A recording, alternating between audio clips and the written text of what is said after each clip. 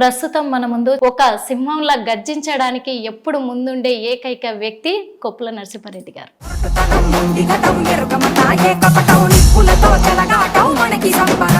రేవంత్ రెడ్డి గారు పిలిస్తే మళ్ళీ కాంగ్రెస్ లోకి వెళ్ళే అవకాశం ఉంది. పిలిచాడు, చెప్పారు, ఆహ్వానించారు. కానీ నేను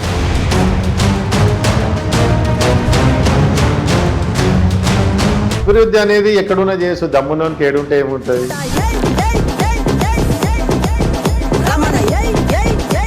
టేబుల్ ఎత్తేసి జోనల్ కమిషనర్ గారి మీద ఎత్తేస్తే 5 రోజులు నా మీద కేసు పెట్టి ఎక్కడ బట్టి ఇవ్వాలి, ఏం చేయాలనేది నాకు కూడా తెలుసు. కాబట్టి ఫైర్ బ్రాండ్ అనుకోవచ్చు.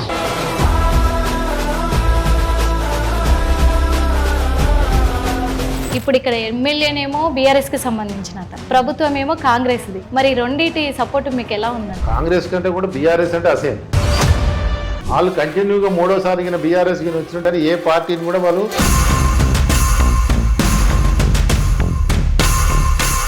కాంగ్రెస్ ప్రభుత్వం కూడా ప్రజలకు ఇచ్చిన హామీలను పక్కన పెట్టి మూసీ సుందరీకరణ అని లిస్ట్ లో లేనివని కూడా తీసుకొస్తున్నారు. మరి ఇది ఎలా ఉందంటారు? వాళ్ళు అప్పులు చేసిపోయారు, వీళ్ళు గుంతలు పూడ్చడానికి కూడా శాతనైతలేదు. అమలుగానే హామీలను పెట్టించుకున్నారు.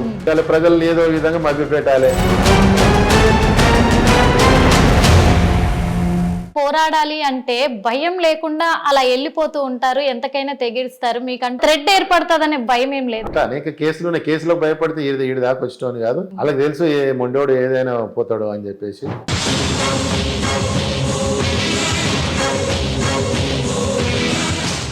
Welcome to hit TV. నేను మీ నిర్మల. ప్రస్తుతం మన ముందు చాలా ప్రధానమైన వ్యక్తి, ఎల్బీ నగర్ ప్రజల గుండెల్లో కొలువుదీరిన వ్యక్తి అని కూడా చెప్పుకోవచ్చు. ఎందుకంటే కొప్పుల నరసింహారెడ్డి గారు అంటే తెలియని వాళ్ళు ఎవరు లేరు. అంటే మన ఎల్బీ నగర్కి సంబంధించే కాదు, తెలంగాణ రాష్ట్రం మొత్తం మీద కూడా ఈజీగా చిన్న పిల్లగారిని అడిగినా కానీ ఈజీగా చెప్పే పేరు అంటే కొప్పుల నరసింహారెడ్డి. అందులో ఒకటి మన్సూరాబాదు ఏరియాకి సంబంధించి ప్రతి ఒక్కరి ఇళ్లలో కూడా ఆ పేరు వినబడుతూనే ఉంటుంది. మరి వాళ్ళే మన ముందున్నారు. ఇప్పుడు అసలు మన్సూరాబాదు ఏరియాకి సంబంధించి, ఎల్బీ నగర్ ఏరియాకి సంబంధించి మరి అభివృద్ధి కార్యక్రమాలు ఎలా జరుగుతున్నాయి, ఏ విధంగా జరుగుతున్నాయి, గత ప్రభుత్వం ఉన్నప్పుడు ఎలా ఉంది, ఈ ప్రభుత్వం ఉన్నప్పుడు ఎలా ఉంది, మార్పులు ఎలా ఉన్నాయి, ప్రజల గుండెల్లో మరి ఇప్పుడు తను కొలువుదీరి ఉన్నారు కదా, ఇప్పుడు ప్రజల ఆదరణ ఎలా ఉంది, ఇవన్నీ కూడా అడిగి తెలుసుకుందాము. ఎందుకంటే చాలా ఇంపార్టెంట్ కూడా. మరి బీజేపీ పార్టీకి సంబంధించి ఒక సింహంలా గర్జించడానికి ఎప్పుడు ముందుండే ఏకైక వ్యక్తి కొప్పుల నరసింహారెడ్డి గారు. మరి వారిని అడిగి తెలుసుకుందాం. నమస్తే సార్. నమస్తే. ఎలా ఉన్నారు సార్? బాగున్నా మేడం. బాగున్నారు. చూస్తేనే తెలుస్తుంది సార్. ఎందుకంటే ఒక బీజేపీ పార్టీలోనే కాదు సార్, మాకు తెలిసినంత వరకు కూడా, చాలామంది ప్రజలకు తెలిసినంత వరకు కూడా మరి ఇప్పుడు ప్రస్తుతము తెలంగాణ రాష్ట్రంలో కాంగ్రెస్ ప్రభుత్వము ఏర్పడింది. ఆ ప్రభుత్వానికి సంబంధించి సీఎం రేవంత్ రెడ్డి గారి వెనకాల కూడా మీరు చాలా బ్యాక్ బోన్ మీరే, రైట్ హ్యాండ్ మీరే అని కూడా మాకు తెలుసు. అందుకు ఇప్పుడు ప్రస్తుతం మన్సూరాబాద్ అభివృద్ధి కార్యక్రమాలు ఎలా ఉన్నాయి సార్? మన్సూరాబాద్ అభివృద్ధి కార్యక్రమాలు అంటే నేను ఎంత చేయాలనుకున్న దాంట్లో కొద్దిగా డల్లే ఉంది. బట్ ఏంటంటే పార్టీలకు అతీతంగా చేయాల్సినటువంటి గత బీఆర్ఎస్ ప్రభుత్వాలు మా పార్టీ వాళ్ళు ఉంటేనే నిధులు ఇస్తాము, మా పార్టీలో చేరితేనే మీకు పనులు చేస్తాము అని చెప్పేసి ఒక కుళ్ళు బుద్ధితోటి వాళ్ళు చేసిర్రు. వాళ్ళ పాపం వాళ్ళ గడిచిపోయినరు. ఇప్పుడు వచ్చిన వాళ్ళు కూడా ఇంకా చదువుకోవడానికి టైం పడుతుంది. కానీ వాళ్ళకి పాలన మీద పట్టు లేక ప్రతి 3 నెలలకు 4 నెలలకు ఒక కమిషనర్ మారడం జిహెచ్ఎంసీలో, దాని మీద పట్టు లేకపోవడంతో జరుగుతుంది. అయినా కూడా నాకున్నట్టు అనుభవంతో జిహెచ్ఎంసీలో ఈ ఎల్బీ నగర్ నియోజకవర్గంలో అత్యధిక నిధులు తీసుకొచ్చడంలో నేనే ఉన్నా. అభివృద్ధిలో కూడా ముందుండము. కానీ ఎంతైతే మన మన్సూరాబాద్ డివిజన్కి కావాల్సినో అంత నిధులు రాబట్టలేకపోతున్నా. అదొకటి లోటు మాత్రం ఉంది. ఇంకా ఇప్పుడు ఈ సంవత్సరంలోనైనా పూర్తి స్థాయిలో తీసుకురావడానికి ప్రయత్నం చేస్తాం. అంటే మీరు పట్టుదలతోటి పనులు చేస్తారు కాబట్టే, మీ బలము అన్ని పార్టీలకు కావాలని అనుకుంటున్నారు కాబట్టే మరి మా పార్టీలకు వస్తేనే మేము అభివృద్ధి కార్యక్రమాలకు తోడ్పడతాము అని మీకోసమే వాళ్ళు అడుగుతున్నట్టుగా అనుకోవచ్చా సార్? అంటే గతంలో ఇలాంటి సంస్కృతి లేకుండే. అంతకుముందు మేము 2009 to 14 కార్పొరేటర్ చేసినప్పుడు బండ కార్తిక్ గారు ఉండే, ఎంఐఎం మేయర్గా ఉన్నా కూడా ఈ సంస్కృతి సాంప్రదాయాలు ఎక్కడ మా పార్టీ మీ పార్టీ అనేది లేకుండా ఒక కార్పొరేటర్ అంటే అందరూ మా ఏరియాలో ఇప్పుడు ఈ కాలనీలో కాంగ్రెస్లు ఉంటారు, బీజేపీలు ఉంటారు, ఎంఐఎంలు ఉంటారు, అందరూ ఉంటారు. అందరికీ డ్రైనేజ్ అవసరం, అందరికీ మంచినీళ్ళు అవసరం, అందరికీ కరెంట్ అవసరం, అందరికి ఈ పార్టీలు ఉంటేనే అభివృద్ధి, ఆ పార్టీలు అనేది ఎక్కడ లేకుండా ఈ కేసీఆర్ ఎప్పుడైతే వచ్చిండో ఆ వచ్చినాకనే ఈ సంస్కృతి తీసుకురాం, వేరేవాడు గెలవద్దు, గెలిచినా మా పార్టీలని వచ్చేసేయాలి అనే కుళ్ళు రాజకీయాలు, ఆ సంస్కృతి అనేది మంచిది కాదు అని అప్పుడు కూడా అనుకున్నాం. చాలామంది పోరాటం చేశారు, కాలగణంలో వాళ్ళు అట్లా అయిపోయారు. కానీ ఎప్పుడు కూడా ఏ పార్టీ గెలిచినా ఎవరు గెలిచినా నిధులు అనేది అందరికీ సమానం ఇవ్వాల్సిందే. ఎందుకంటే ఈ జిహెచ్ఎంసీ అనేది స్వయం ప్రతిపత్తి మీద నడుస్తుంటుంది. ఈ జిహెచ్ఎంసీకి రాష్ట్రం నుంచో కేంద్రం నుంచో డబ్బులు వస్తే నడిచేది కాదు. ఈ రోజు ఎల్బీనగర్ కాన్స్టిట్యున్సీ లాంటివి షేర్లింగంపల్లి కానీ, మల్కాజ్గిరి కానీ, రాజేంద్ర నగర్ కానీ, ఈ మల్కాజ్గిరి, ఉప్పల్ ఇలాంటి అనేకమైనటువంటి కాన్స్టిట్యున్సీలలో ఒక ఇల్లు కడితే 50 లక్షలు, 20 లక్షలు, 5 లక్షలు ఇంటి ఫీజు కడతాం, ఎల్ఆర్ఎస్ ఫీజులు కడతాం. మా దగ్గర ఏంటంటే జిహెచ్ఎం నగర శివార్లలో మార్చి వస్తుందంటే ఫిబ్రవరిలోనే అడ్వాన్స్ ట్యాక్స్, ఇంటి ట్యాక్స్లు పే చేస్తారు. ఒక కమర్షియల్ బిల్డింగ్ ఉందంటే 10 లక్షలు ఉంటుంది. ఒక ఇల్లుకు మినిమం 25,000 నుంచి 50 లక్షల వరకు కూడా ఇంటి ట్యాక్సులు కట్టేటువంటి ప్రాపర్టీ ట్యాక్స్ వాళ్ళు ఉంటారు. అది 100% పే చేసే దాంట్లో నా డివిజన్ 80%, 85% ఉంటుంది. మా ఎల్బీనగర్ కాన్స్టిట్యున్సీ 95% ట్యాక్స్ పేయర్స్ ఉంటారు. అట్లాంటప్పుడు మా నిధులు మేము ఇన్ని కడుతున్నాము, మా ఇంటికి ముంగట లైట్ ఉండాలి, మా ఇంటి ముంగట రోడ్డు ఉండాలి, మా ఇంటి ముంగట మౌలిక సదుపాయాలు ఉన్నాయని వాళ్ళు కోరుకుంటారు. అది ఇచ్చేదాంట్లో మేము ఉండాలి. కానీ ఇవన్నీ చూడరు. ఈ నిధులన్నీ తీసుకుపోయేమో ఎంఐఎం ఏరియాలకు పడేస్తుంటారు. టీఆర్ఎస్ వచ్చినా ఎంఐఎంఏ జోకుతుంది, కాంగ్రెస్ వచ్చినా అక్బర్ బాయ్, అసాద్ బాయ్, ఇదే పని ఉన్నది. కానీ ఒక విషయం అయితే తెలుసుకోవాలనుకుంటున్నాం సార్, ఎందుకంటే ఇప్పుడు మన్సూరాబాద్కి, ఎల్బీనగర్కి సంబంధించిన ప్రజలకు కాదు, మిగతా నియోజకవర్గాల ప్రజలు ఒక క్వశ్చన్ వాళ్ళ మనసుల్లో రేకెత్తిస్తుంది. ఏంటి అంటే ఇన్ని సంవత్సరాలుగా, అంటే చాలా సంవత్సరాలుగా కూడా మన్సూరాబాద్ ఏరియాకి సంబంధించిన ఒక సాయిబాబా టెంపుల్ సార్, ఆ టెంపుల్కి సంబంధించి శ్రీరామనవమి వచ్చిందంటే చాలు మరి కొప్పుల నరసింహారెడ్డి గారు ఎప్పుడు ముందుండి అన్ని తన సొంత ఖర్చులు పెట్టుకొని ఎంతో అంగరంగ వైభవంగా కూడా చాలామంది ప్రముఖులను పిలిచి గొప్పగా జరిపిస్తారు అక్కడ కళ్యాణం చాలా సంవత్సరాల నుంచి. అది ఎందుకు ఆయనకు అంత అమితమైన ప్రేమ? ఆ టెంపుల్కి సంబంధించి వాళ్ళ వంశపారంపర్యంగా వస్తుందా లేకపోతే ఏంటి అనేది చాలా మందికి కొన్ని క్వశ్చన్స్ మిగిలిపోయి ఉన్నాయి. అది స్వతహాగా అది మా తాతల నుంచి వచ్చినటువంటి భూమి అనేది ఒకటి. అందులో మా బాబాయ్ సత్యరెడ్డి గారు ఈ మన్సూరాబాద్ సర్పంచ్గా చేశారు. ఆయన పార్కులన్నీ కబ్జాలు అవుతున్నాయని చెప్పేసి సాయిబాబా గుడిని పెట్టడం జరిగింది. ఆయన చనిపోవడంతో ఆయన గుడిని కట్టాలి, బాగా శ్రీరామనవమి అంటే ఈ చుట్టుపక్కల ఎక్కడ ఉండొద్దు, మన మన్సూరాబాద్లో జరగాలని చెప్పి ఆయన 4-5 సంవత్సరాలు చేశాడు. చేసినప్పుడు ఆయన హార్ట్ అటాక్ తోటి చనిపోయాడు. ఆ తర్వాత దాన్ని పడేయద్దు, దానికంటే బ్రహ్మాండంగా చేయాలి, ఇదంతా ఆగిపోతుందేమో అని చాలామంది అనుకున్నారు. కానీ అది అయిపోకుండా దాన్ని కొనసాగించే బాధ్యతలో భాగంగా చేయడం జరిగింది. అది అట్లా కంటిన్యూలో. ఇంకోటి ఏంటంటే శ్రీరాముడు అన్నా కూడా, సీతమ్మ వార్లన్నా, ఇవన్నీ కూడా మీరు రామాయణం తీసుకున్నట్టయితే ఎక్కడ కూడా శ్రీరామునికి సంబంధించిన చరిత్రలో భవిష్యత్తు తరాలకు మంచి జరగాలని, లేకపోతే మంచి సాంప్రదాయాలు పాటించాలని, ఒక అన్నదమ్ములు ఎట్లుండాలి, ఓ వదిన మరిది ఎట్లుండాలి, ఓ ఉమ్మడి కుటుంబం ఎట్లుండాలి, తల్లిదండ్రులను ఏ విధంగా కొడుకు గౌరవించాలని, ఒక కుటుంబానికి సంబంధించిన అన్ని వ్యవహారాలు ఆ శ్రీరామనవమిలో కానీ, ఆ శ్రీరాముని చరిత్రలో కానీ ఉంటాయి. కాబట్టి అది ఇంకా పిల్లలకు అందించే విధంగా, భావితరాలకు అందించే విధంగా ఎవరో ఒకరు చేయాలని చెప్పేసి అది ముందు పోతుంటే, నేను అది కాకుండా వినాయక నిమజ్జనం చేస్తాము, బతుకమ్మల కార్యక్రమం చేస్తాము.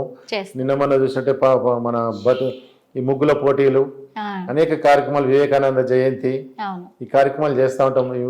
మా వీరన్నగుట్టలో శివరాత్రిని చేస్తుంటాం.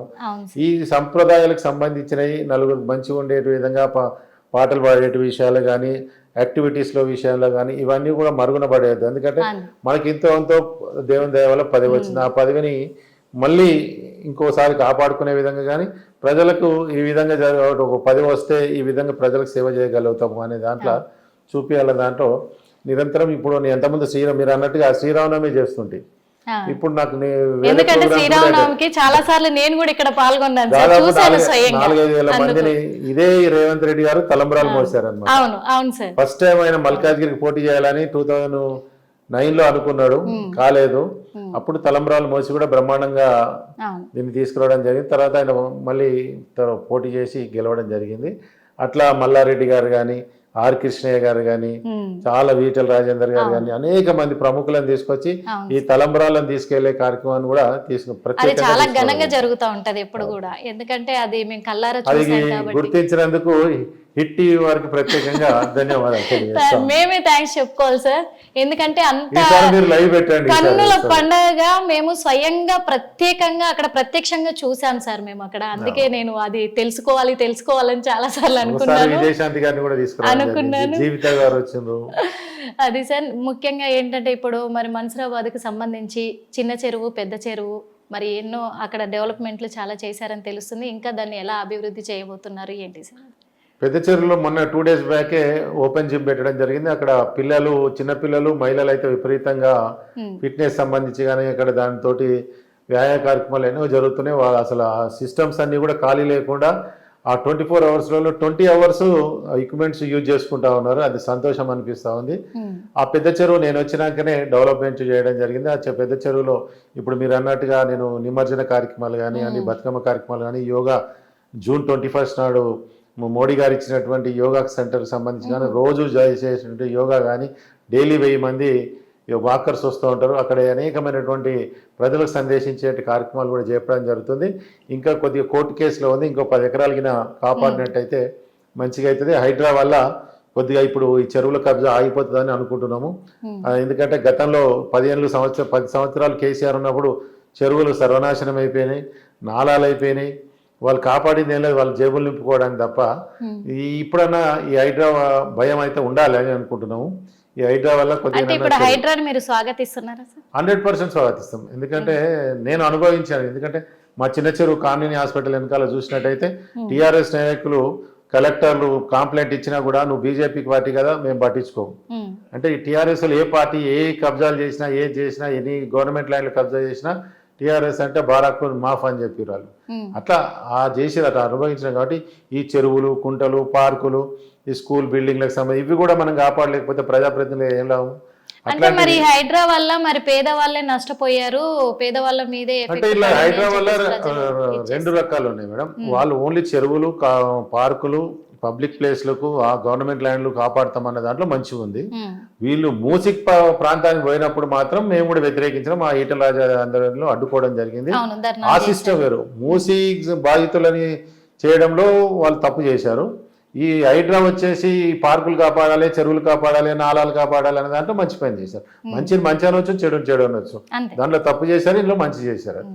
అంటే చాలా మంది రాజకీయ నాయకులకు కావచ్చు, అలాగే ప్రజలకు కావచ్చు, కొన్ని వ్యాఖ్యలు వినిపిస్తున్నాయి సార్. ఏమనంటే మరి రేవంత్ రెడ్డి గారికి ఒక రైట్ హ్యాండ్గా ఉండి, అంటే రేవంత్ రెడ్డి గారు ఈరోజు సీఎంగా ఎదగడానికి కూడా ముఖ్య కారణము కొప్పుల నరసింహారెడ్డి గారే అంటున్నారు. అలాంటిది మరి రేవంత్ రెడ్డి గారి దగ్గర నుంచి మరి బీజేపీలోకి పక్కకి ఎందుకు వచ్చేసినట్టు? నేను ఆయన పోరాటం నచ్చి ఆయన వెంబడవడం జరిగింది. ఆయన నా వల్ల ఎదిగిండి అనేది తప్పు మేడం. ఆయన పోరాటం చాలా ఉంటది. ఆయన శ్రమ, ఆయన త్యాగము, ఆయన వల్ల చాలా, అంటే ఆయన ఏదైతే జీవితంలో నేను ఒక ఏం పెట్టుకొని పైకి రావాలనుకుని, అప్పుడు కూడా మాకు ఆయన ఓన్లీ ఎమ్మెల్యే ఉన్నప్పుడే నేను ఎప్పటికైనా సీఎం అయితా అనే ఓ గోల్ పెట్టుకొని పనిచేస్తుండే. ఇప్పుడు మేమైనా ఎల్బీనగర్కి ఎమ్మెల్యే కావాలని, కార్పొరేటర్ కావాలని ఎట్లయితే పోటీ చేస్తాం, ఆయన ఆ రోజుల్లోనే సీఎం కావాలని ఒకటి పెట్టుకున్నాడు. దాంట్లో ఆ పోరాటంతో ఆయన కంటిన్యూషన్గా జెడ్పీటీసీ, ఎమ్మెల్సీ నుంచి ఎమ్మెల్యే నుంచి ఎంపీ.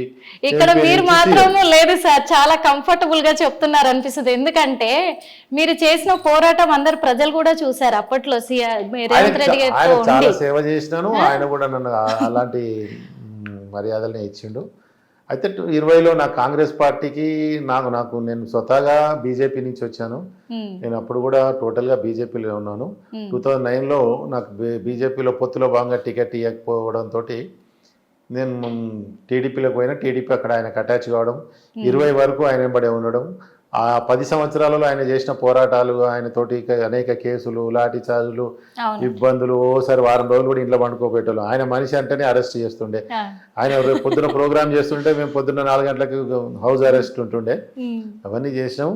ఆయన స్మూత్ గానే చెప్పి నాకు కాంగ్రెస్ తోటి నాకు కరెక్ట్ సింక్ కాలేకమో అని చెప్పి మా ఇప్పుడు ఉన్నటువంటి కిషన్ రెడ్డి గారి పిలుపు మేరకు, ఆహ్వానం మేరకు మళ్ళీ రిటర్న్ రావడం జరిగింది. ఇక్కడ కూడా నాకు ఏమి తక్కువ ఏం చేయలేదు, రాగానే టికెట్ ఇచ్చారు, గెలిచాను. నాకు ఇంత పెద్ద జిహెచ్ఎంసీలో డిప్యూటీ ఫ్లోర్ లీడర్ కూడా బాధ్యతలు ఇవ్వడం జరిగింది, దాన్ని నేను కొనసాగిస్తాను. అంటే ఇప్పుడు చిన్న గుసగుసలు వినబడుతున్నాయి సార్, ఏంటంటే మరి రేవంత్ రెడ్డి గారు పిలిస్తే మళ్ళీ కాంగ్రెస్ లోకి వెళ్ళే అవకాశం ఉంది పిలిచాడు, చెప్పారు, ఆహ్వానించారు, కానీ నేను ఇంక పోదలుచుకోలేదు. ఇక్కడ అంటే అందులోకి వెళ్తే మరి మీకు మంచి ఒక పొజిషన్ లో కూడా ఎంపీ ఎమ్మెల్సీ పొజిషన్ లో కూడా ఉండే అవకాశం ఉంది కదా సార్. కాంగ్రెస్ పార్టీ మేడం, అది అంత ఈజీగా ఉండదు, అది జరిగింది. ఎందుకంటే ఆ పదవిలో ఉంటే ఇంకా అభివృద్ధి ఇంకా ఎక్కువ ఉంటుంది కదా. అభివృద్ధి అనేది ఎక్కడున్నా చేసు, దమ్మునోనికి ఏడుంటే ఏముంటది. ఇప్పుడు అందులో కాంగ్రెస్ లో ఉన్న వాళ్ళు ఏమైనా అభివృద్ధులు చేస్తుండ్రా? వర్క్ చేయాలని ఉండాలి. ఆ చేయాలని చేసినప్పుడు 24 గంటలు మనం ఎక్కడి నుంచైనా ఫండ్స్ రాకూడదు. ఇప్పుడు నా ఫండ్స్ గతంలో సుధీర్ రెడ్డి అంతకు ముందు ఉన్న వాళ్ళు ఆపితే ఆగుతాయా? నేను విపరీతమైన ఫండ్స్ తీసుకొస్తా. నేను కొట్లాడుతూ ఉన్నాడు, ఓసారి టేబుల్ ఎత్తేసి నా డివిజన్కి ఎందుకు నిధులు ఇస్తలేరని చెప్పి ఓ టేబుల్ ఎత్తేసి జోనల్ కమిషనర్ గారి మీద ఎత్తేస్తే 5 రోజులు నా మీద కేసు పెట్టారు, 5 రోజులు జైలు కూడా పోయినాను. ఫైర్ బ్రాండ్ అనుకోవచ్చు. నా డివిజన్ కి ఇంత ట్యాక్స్ వస్తుంది, ఇంత నుంచి మా జిహెచ్ఎంసీకి వస్తున్నాం, మా రిటర్న్ మా నిధులు మాకు ఇవ్వండి అని అడుగుతాము. ఇవ్వకపోతే ఏ విధంగా ఇవ్వాలని, ఎక్కడ బట్టి ఇవ్వాలి, ఏం చేయాలనేది నాకు కూడా తెలుసు. కాబట్టి నా ఫైల్ అంత ఈజీగా గారు ఇప్పుడు ఉన్న పరిస్థితి ఏంటంటే జిహెచ్ఎంసీ టోటల్ గా సర్వనాశనం కావడానికి, నిధులు లేకుండా చేయడానికి ఈరోజు కాంట్రాక్టర్లు కూడా అడుక్కునే పరిస్థితికి వచ్చింది. ఇవాళ ఇన్ని ఇబ్బందులు పడడానికి కారణం ఈ టీఆర్ఎస్ చేసినటువంటి స్వయంకృత అపరాధాలే. ప్రతి రోజు ఏ కార్యక్రమం రాష్ట్రం అది మిగులు బడ్జెట్ నుంచి తీసుకొచ్చి అప్పులపాలు చేసిన, జిహెచ్ఎంసీ మిగులు బడ్జెట్ నుంచి ఈ అప్పులపాలు చేసిన అన్ని వాళ్ళ అనాలోచిత చర్యల వల్లనే, వాళ్ళ బిల్డప్ల వల్లనే, వల్ల కల్వకుంట్ల ఫ్యామిలీ వల్ల, దాంతో ఇవన్నీ అయినాయి. ఇప్పుడు రేవంత్ రెడ్డి వచ్చినా, రేపు ఇంకా బీజేపీ వాళ్ళు వచ్చినా కూడా అప్పులు తీసుకొచ్చి 100 కోట్ల అప్పులు సాధ్యంగానే హామీలన్నీ తీసుకొచ్చి పెట్టుకొని చేసి ఇవన్నీ చేయండి అంటే ఎట్లా చేస్తారు? ఈరోజు పరిస్థితి అట్నే తీసుకొచ్చారు. ఇంకా సంవత్సరం అయితే కానీ కాంగ్రెస్ వాళ్ళు సెట్ గారు. అంటే ఇప్పుడు ఎల్బీ నగర్ నియోజకవర్గానికి సంబంధించి సుధీర్ రెడ్డి గారు ఎమ్మెల్యే అవ్వడానికి కూడా కారణము మరి అది రేవంత్ రెడ్డి గారు నాకు చెప్పడము. అప్పుడు నేను రేవంత్ రెడ్డి గారు తోటి ఆయన, ఎందుకంటే మీ సహాయ సహకారాలు చాలా ఉన్నాయని కూడా, ఎందుకు మీ ఇద్దరి మధ్య ఇంత విభేదాలు ఏర్పడ్డాయి? అంటే ఇప్పుడు నేను ఒక్కనే ఎదగాల, నేను ఒక్కనే లీడర్ కావాలి, నేను చేసిన పనిని కూడా నా పేరే చెప్పాలి, అట్లా ఒప్పుకునే పరిస్థితి కాదు కదా. ఇప్పుడు నేను నరసింహారెడ్డి కార్పొరేటర్ ఈ రోడ్ వేయించాడు, లైట్ పెట్టించాడు, యూజీడీ వేయించాడు, ఈ మంచి పని చేశాడని చెప్పుకునే పరిస్థితి ఉండదు. బానిసత్వం లేకుంటుంది అదంతా.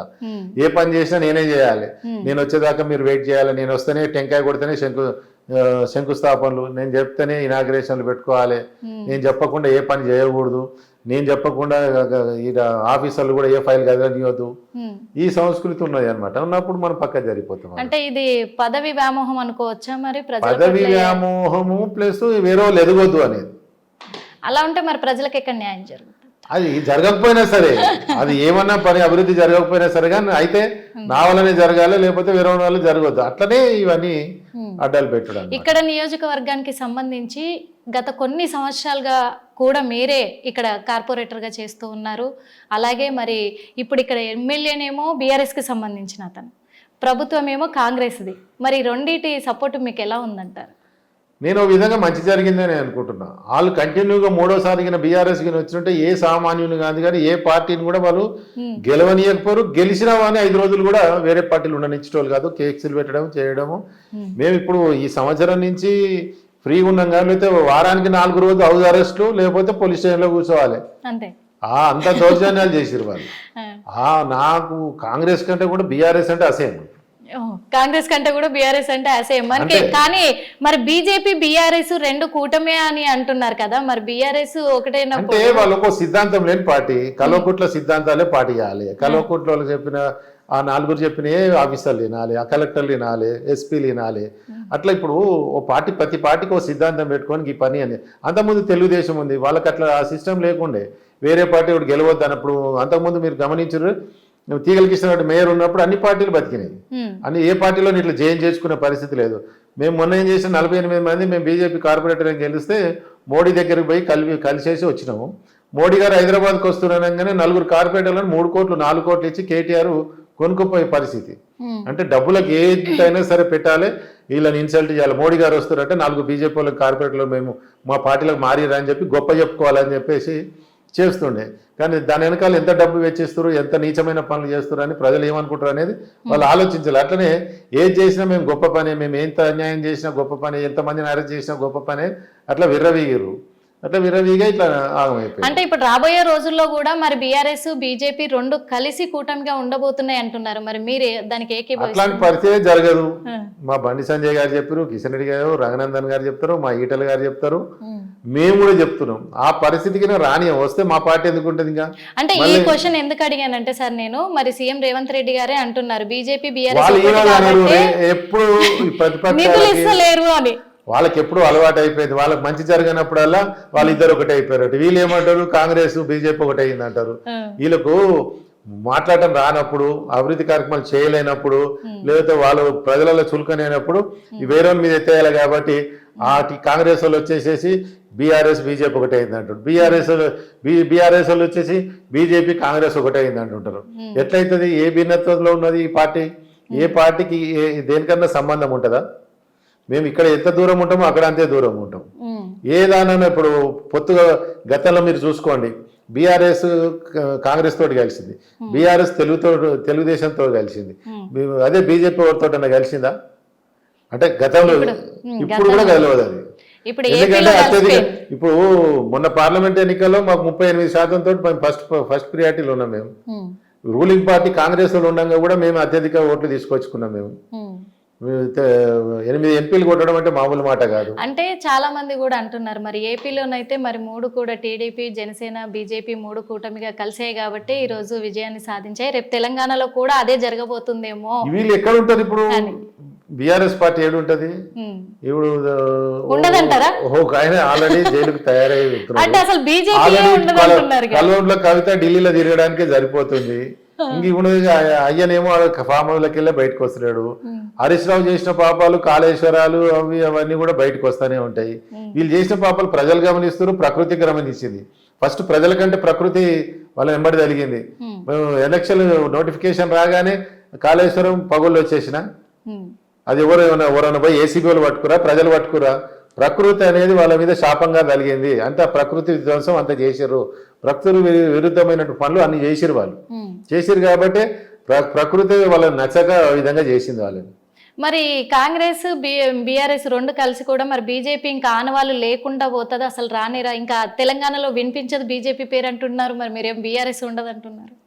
వినిపించకపోతేనే మేము ఇంతమంది 8 ఎంపీలు వచ్చిరా మాకు?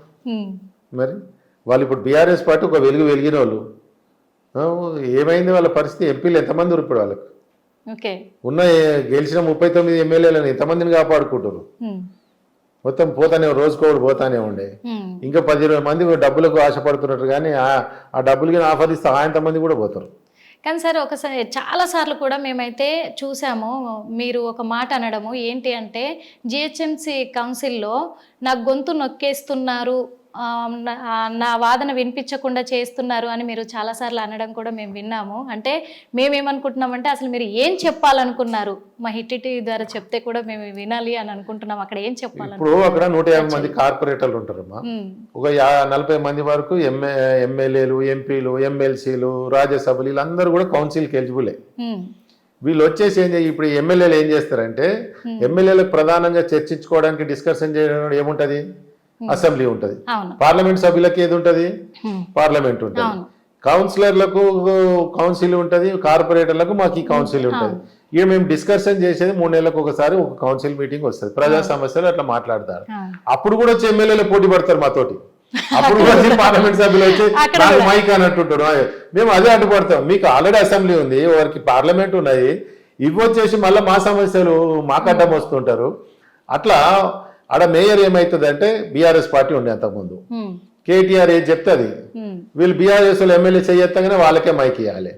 ఫస్ట్ ప్రియారిటీ వాళ్ళ పార్టీ వాళ్ళకి, సెకండ్ ప్రియారిటీ ఎవరికి ఇస్తారు అనుకున్నాం? మొత్తం ఎంఐఎం వాళ్ళకి ఇస్తారు. ఎంఐఎం అంటేనే వాళ్ళకు లాగులు తడిచిపోయే పరిస్థితి ఉంటుంది. ఉత్తనే ఎంఐఎం కూడా అడగక ముందే బాయ్ మాట్లాడతావా అని అడుగుతాం.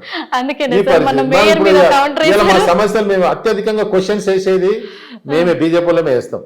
మేము ఈరోజు ఇప్పుడు ఫస్ట్ కౌన్సిల్ ఉంది, నేను ఆల్రెడీ నిన్న 4 క్వశ్చన్స్ వేసి వచ్చాను. అట్లా మా పార్టీ వాళ్ళందరం కూడా అత్యధికంగా క్వశ్చన్స్ వేస్తాం. బీఆర్ఎస్ పార్టీ 55 మంది కార్పొరేటర్లు ఉన్నప్పుడు కూడా 30 క్వశ్చన్స్ పడాయి. ఎంఐఎంఓలో 44 మంది కార్పొరేటర్లు ఉంటారు, 20 క్వశ్చన్స్ పడవు. కాంగ్రెస్ వాళ్ళు ఉన్నారో 2-3 ఉంటారు, ఒకటే క్వశ్చన్ వేస్తారు. ఈ రోజు మేము 48 మంది కార్పొరేటర్లను 45 మంది వరకు కార్పొరేటర్లము దాదాపుగా 130-140 క్వశ్చన్స్ చేస్తాం అత్యధిక. అందులో ప్రతి కౌన్సిల్లో ఫస్ట్ నాదే ఎలిజిబుల్ వస్తుంటుంది. అందుకే ఆ సమస్యను అట్లా తీవ్రతంగా ఎట్లున్నది. నేను ఈ ఓటు నా డివిజన్కి ఒకటే వేయను, ఎల్బీనగర్ కాన్స్టిట్యున్సీకి సంబంధించిన క్వశ్చన్ కాదు, టోటల్ జిహెచ్ఎంసీకి సంబంధించిన సమస్యల మీద నేను ఎత్తుతా ఉంటాను అనమాట. ఇప్పుడు వాటర్ వర్క్స్ ఉంది, ఎంఐఎంఓలో ప్రాంతాలకు బిల్లే కట్టరు. మన దగ్గరనేమో 100 గజాలని కూడా 5,000 కట్టు, 2,000 కట్టు, 14,000 కట్టు అంటారు. ఆ ఏరియా పోరు. పోనీ మా ఎల్బీనగర్కి వెళ్ళి ఎన్ని నిధులు వస్తున్నాయి, నువ్వు రిటర్న్ ఎన్ని అభివృద్ధికి ఇస్తున్నావు, ఆడికెళ్ళి ఎన్ని ఎంఐఎం ఏరియాకి వెళ్ళి నువ్వు ఎన్ని నిధులు తీసుకొచ్చినావు, ఎంత ట్యాక్సులు తీసుకొచ్చినావు, ఎన్ని పర్మిషన్ తీసుకొని బిల్డింగ్లు కడుతున్నారు, వాళ్ళకి ఎన్ని నిధులు ఇస్తున్నావు అంటే మనకి ఇటుకెళ్ళి 100 కోట్లు పోతాయి ఎల్బీనగర్కి వెళ్ళి. ఆ 100 కోట్ల 50 కోట్లు ఓల్డ్ సిటీకి పోతాయి. అక్కడి నుంచి మాత్రం ₹1 రాదు. మా అంటే కూడా మొత్తం ట్యాక్స్లు 25 లక్షలు 30 లక్షలు వస్తాయి చార్మినార్కి వెళ్ళి. ఇవన్నీ మనం వెలువెత్తి మైకు మాట్లాడినాం అనుకో, ఇవి మీకు సంబంధం లేదని మైక్ కట్ చేస్తుంటాం. ఇది సమస్య. మరి ఇదే సమస్య మీద మీ ఆవేదనను వ్యక్తపరచుకోవడానికి మరి మాకున్నది ఒకటే కౌన్సిల్ ఉంటుంది, 3 నెలలకు ఒకసారి ఉంటది. గతంలో ఏం చేస్తున్నారంటే జోనల్ లెవెల్లో సర్కిల్ లెవెల్లో మీటింగ్లు పెడుతుండే. ఈ బీఆర్ఎస్ లో కేటీఆర్ వచ్చినాక ఏం చేస్తారు, ఏడ మాట్లాడొద్దు, ఎవడు మాట్లాడిన షేర్ అవుతారు అని చెప్పి 3 నెలలకు ఒకటే మీటింగ్ పెట్టురు అని చెప్పేసి ఆ మీటింగ్ కూడా ఏంటంటే బానిసల మీటింగ్ అనమాట. ఆయన చెప్పింది ఎజెండా 2 నిమిషాల్లో పాటించాలి, అందరు చేతులు ఎత్తాలి, బయటికి రావాలి. ఇలా బానిసలు ఎవరే అంటే బీఆర్ఎస్ లో ఎంఐఎం వాళ్ళు. వీటి చేతంగానే ఇంకోటి తానా తందాని చప్పట్లు కొడతారు. మేము ఆగుతూనే ఉంటాం, చేతులు ఎత్తునే లేచి వెళ్ళిపోతూనే ఉంటాం. ఇది బానిసలమైనటువంటి వాళ్ళు. కేసీఆర్ ఏ విధంగా డైనింగ్ టేబుల్ మీద కూర్చొని ఎమ్మెల్యేల సెలక్షన్, క్యాబినెట్ మీటింగ్లు కూడా డైనింగ్ టేబుల్ మీద పెట్టే సందర్భాలు ఉన్నాయి. ఇప్పుడు అదే అనుకుంటారు. ఇప్పుడు మేము దాన్ని నిలదీయడము, అడ్డుకోవడము, రీసెంట్గా మేము రోడ్ల మీద కూర్చొని చాంబర్ల కాడ కూర్చొని ప్రొటెక్ట్ చేయడంతో కొన్ని వెలుగులోకి వస్తున్నాయి. మీలాంటి ఛానల్స్ ఉండేప్పటికే కొద్దిగా మీరన్నా ఇలాంటి సమస్యలు లేవనెత్తున్నారు. అందుకే మరి ఎప్పుడైనా మేయర్ గారు మరి మీకు ఏమన్నా హామీ ఇచ్చారా? మేయర్ గారు ఇప్పుడు ఆమె ఎట్లయిపోయిందంటే మొన్నటిదాకా కేటీఆర్ కనుసన్నల్లో నడిచింది. ఇప్పుడు కాంగ్రెస్ వాళ్ళు కనుసన్న ఆమె స్వయం మొన్న కూడా చెప్పాము. ఇప్పుడన్నా సంవత్సరం అయింది మేడం, ఇప్పుడన్నా మీరు మేయర్ అధికారాలు ఏంటి, మేయర్ నిధులు విధులు ఏంది అవి తెలుసుకొని ప్రజలలో తెలియండి. అసలు మీకు జిహెచ్ఎంసీ ఎల్లలు తిరగలేదు ఇంతవరకు. ఆమె ఓల్డ్ సిటీలో ఏం జరుగుతుంది, షేర్లింగంపల్లి ఏం జరుగుతుంది, ఎల్బీనగర్లో ఏం జరుగుతుంది, ఉప్పల్లో ఏం జరుగుతుంది అనేది మీరు తెలుసుకొని ఎవరికి ఏ సమస్యలు ఉన్నాయని తెలుసుకోండి అంటే వాళ్ళకి పర్మిషన్. ఇప్పుడు కాంగ్రెస్ గాంధీ భవన్లోకి వెళ్ళి రిమోట్ అయిపోయింది. ఇంతకుముందు కల్వకుంట్లలో రిమోట్ ఉంటే ఇప్పుడు గాంధీ భవన్ రిమోట్ అయిపోతుంది. పాపం గట్టిగా హట్ చేశారుగా మరి మీరైతే. చేయాల్సింది కదా. ఇప్పుడు సమస్యని అని లేవనెత్తి చూపించినప్పుడే వాళ్ళ కోపాలు వస్తుంటాయి కదా. కానీ వాళ్ళని కూడా ఈ పార్టీలు పగ్గాలు పట్టుకోకుండా మేయర్ ఈ విధులు ఉంటాయి, ఈ నిధులు ఉంటాయి, ఈ విధంగా ఫ్రీ హ్యాండ్ ఇచ్చేసేయాలి. కార్పొరేటర్ నిధులు ఉంటాయి, ఇట్లా డిప్యూటీ మేయర్ నిధులు ఉంటాయి, ఇవన్నీ ఇచ్చేసేయాలి. ఎంతసేపు నువ్వు ఏ పార్టీ మారుతున్నావు, నువ్వు మారుతూనే ఇస్తాము, లేకపోతే ఫలానా ఎమ్మెల్యే దగ్గర పోయి ఎండా చేయించుకురా, ఫలానా మంత్రితో ఫోన్ చేయి అన్నప్పుడు అభివృద్ధి కుంటుపడుతుంది, ప్రజలలో తిరుగుబాటు వస్తుంది. ఇప్పుడు ప్రస్తుతం అయితే సార్ నిజంగా మీరు చెప్పింది అయితే నిజమే. ఎందుకంటే ఒక ఏరియాని మనం డెవలప్ చేసుకోవాలి అంటే ఖచ్చితంగా జిహెచ్ఎంసీ నుంచి మనకు సపోర్ట్ ఉండాలి, ప్రభుత్వం నుంచి కూడా సపోర్ట్ ఉండాలి. మీ వాదనలు వినిపిస్తేనే వాళ్ళకి తెలుస్తాయి కాబట్టి ఆ అవకాశం అయితే ఖచ్చితంగా ఇవ్వాలి. మెయిన్గా ఏంటి అంటే ఇప్పుడు తెలంగాణ రాష్ట్రంలో కూడా చాలా హాట్ టాపిక్గా మారింది కేటీఆర్ గారి అరెస్ట్. మరి కేటీఆర్ అరెస్ట్ని మీరు ఏ విధంగా తీసుకుంటున్నారు? ఏ క్షణమైనా అరెస్ట్ అవ్వచ్చు. ఇప్పుడు కర్మ ఫలితాలు అనేది అప్పుడేమో వెనకటికి ఎవరన్నా తప్పు చేస్తే మనవడికో మనవరాలకో ఎవరికో దాక్కుతుండే అని అనుకుంటాం. ఇప్పుడు ఎవరి పాపం వానికే దాక్కుతుంది. ఇప్పుడు విత్ ఇన్ ద పీరియడ్లో సంవత్సరం కూడా కాలే. నువ్వు అది ఆ రోజు నేను కూడా బాధ్యతని ట్యాంక్ బండ్ చుట్టూ కూడా 1 నెల రోజుల పాటు బ్యారికేడ్లు వేసేసి పెద్ద పెద్ద షెడ్స్ వేసారు. అవి 3 రోజులకి 100 కోట్ల షెడ్సే. 4th డే పీకేసిండ్రు. కార్ రేసింగ్ అనేది ఆడ పెట్టాల్సిన పరిస్థితి కాదు. అది ఇంకోటి ఇన్ని నిధులు ఉన్నాయి కాబట్టి అవి పర్మనెంట్ స్ట్రక్చర్ ఏర్పాటు చేస్తాం కాబట్టి ఆ పర్మనెంట్ స్ట్రక్చర్లు అన్నింటి కూడా బయట నువ్వు ఏదైనా 100 ఎకరాలు తీసుకొని అక్కడక్కడ చేయాలి. ఆ చేయకుండా నడి సిటీలో పెట్టేసేసి ట్యాంక్ బండ్ చుట్టూ పెట్టేసేసి ఆ ప్రాంతాన్ని కూడా ట్రాఫిక్ దిగ్బంధం చేసి ఎంతమందికి అంబులెన్సులు పోకుండా, ఉద్యోగస్తులను పోకుండా ఇబ్బందులు పెట్టిండ్రు. పెట్టిన వాడిని ఓ శాస్త్రీయంగా ఓ పద్ధతి ప్రకారం చట్ట ప్రకారము ఓ జిహెచ్ఎంసీ నామ్సో ఉడా నామ్సో ప్రకారం పోయింది కాదు కదా. నువ్వు ఈ స్వతహాగా నువ్వు ఎలక్షన్ కోడ్ ఉన్నప్పుడు తీసుకుపోయి ఓ విదేశీ సంస్థకు 40 కోట్లు ఇచ్చేసేసి ఏ విధంగా అంటే నెక్స్ట్ నేనే వస్తాను, నన్ను అడిగేటోడు, నేను యువరాజుని అని చెప్పేసి అహంకారంతో పోయింది. పాలసీ ప్రకారం పోలేదు. ప్రజలు కోరుకున్నటువంటి పాలసీ ట్యాంక్ బండుని కొబ్బరి నీళ్ళని మంచిగా చేస్తా అన్నటువంటి హామీ లేదు. ట్యాంక్ బండ్ మురికి నీళ్ళు లేకుండా చేస్తా అన్నట్టు హామీ లేదు. కానీ ట్యాంక్ బండ్ చుట్టూ 4 చక్కర్లు పెద్ద పెద్ద విఐపీలకు 4 చక్కర్లు కార్లు కొట్టేంత లోపలనే హైదరాబాద్ వెలిగిపోతుందా? ఇలా హైదరాబాద్ వెలిగిపోతుందా అంటే నువ్వు నగర శివార్లలో వచ్చి చూడండి. జిహెచ్ఎంసీ లిమిట్స్ లోపల మురికి నీళ్ళతోటి దోమలతోటి ఏ నల్లాలు ఓపెన్ చేస్తే మంచినీళ్ళు వస్తున్నావు, మురికి నీళ్ళు వస్తుంటాయి. ఏమవుతున్నాయి, రోడ్లు ట్రాఫిక్ జామ్ అయ్యి ఏ విధంగా పొల్యూషన్ ఇబ్బంది పడుతున్నారు చాలా మంది మహిళలు, బస్సులు లేక ఇబ్బంది పడుతున్నారు, కరెంటు స్తంభాలకు గుద్దుకొని రాత్రిపడి చేస్తున్నారు, డ్రగ్స్ కలవాటారు. హైదరాబాద్ అంతా కూడా ఇలా డ్రగ్స్ మారం కావడం టీఆర్ఎస్ పార్టీ. ఇవి అనేకమైన సమస్యలు ఉన్నాయి. గవి లేకుండా ఒకటేసారి వెలిగిపోతుంది అని చెప్పేసి ప్రపంచ చరిత్రలో హైదరాబాద్ని చూపియాలి అని చెప్పేసి నువ్వు రేసింగ్ కార్లను తీసుకొచ్చి ఆడబెడితే ఎట్లయితుంది? అందులో అవినీతి జరిగిందని 100% అయింది. ఆ రోజుల్లో నేను కూడా రిటర్న్ కంప్లైంట్ ఇచ్చిన, దీని మీద ఎంక్వైరీ చేయండి, ఇన్ని నిధులు ఎందుకు వస్తున్నాయి, ఈ విధంగా మేము ఏదైనా ఒక 100 రూపాయల డెవలప్మెంట్ చేయాలంటే 10 కంప్లైంట్లు కావాలి, ఈ రాత్రి వెలిసిపోతున్నాయి, తెల్లారిసరికి మాయమైపోతున్నాయి, ఎట్లా వస్తున్నాయి అని చెప్పి.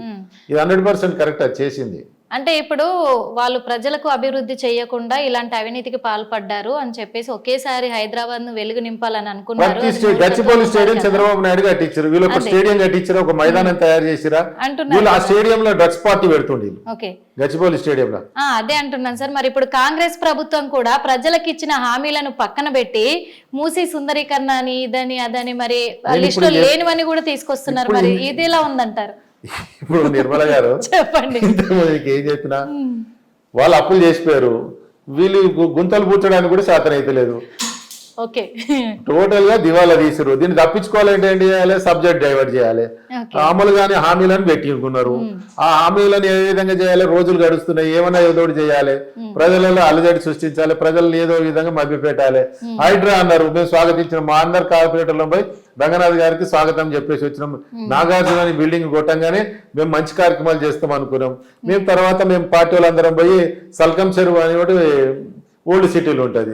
ఆ సల్కం చెరువు అనేది ఎట్లుంటది అంటే సల్కం చెరువు మధ్యలో మట్టి నింపి అక్బరుద్దీన్ ఓవైసీ పెద్ద స్కూల్ కట్టిండు.